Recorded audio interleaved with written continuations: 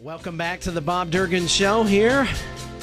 540-0580 is our phone number, and we're going to be talking with Simon Campbell here shortly, but I want to get back to the phones. Those have been waiting for a while. John from Hummelstown. How are you, John? Good. How are you doing? You're doing a great job filling in for Bob Durgin. Thank you. Appreciate it. Yeah, you guys do a great job fighting for the injustices in this world.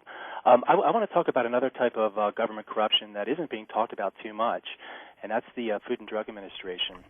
And the FDA is not warning the public about certain types of medications. I'm disabled now for almost 4 years from taking a handful of antibiotic pills. And I'm one of tens of thousands of people that are in wheelchairs, crutches, bedridden from Levaquin and Cipro antibiotics. And the FDA has known about this for years. And it's totally corrupt. And they get approximately 50% of their funding directly from the pharmaceutical industry in what's called prescription drug user fees. And that's an absurd conflict of interest. John,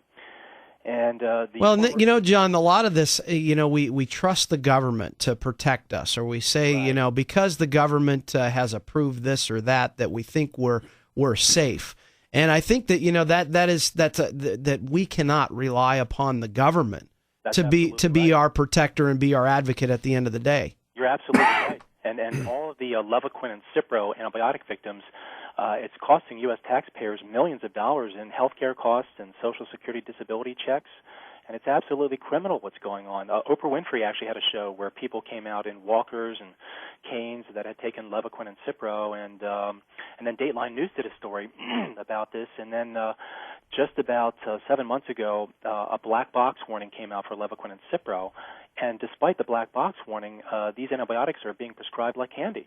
And ironically, I used to be a pharmaceutical sales representative. I worked hard, had a master's degree. I didn't smoke, didn't drink, didn't do anything illegal. I was simply given a legal drug, just a handful of antibiotic pills, and it ruined my life. And I don't blame doctors in any way. They just simply don't know a lot about this. They don't spend a lot of time in medical school in pharmacology. And a lot of guys like me that are pharmaceutical sales reps, they don't give full disclosure to the doctors. And 99.9% of drugs out there, the side effects of drugs are transient. They go away within a couple days.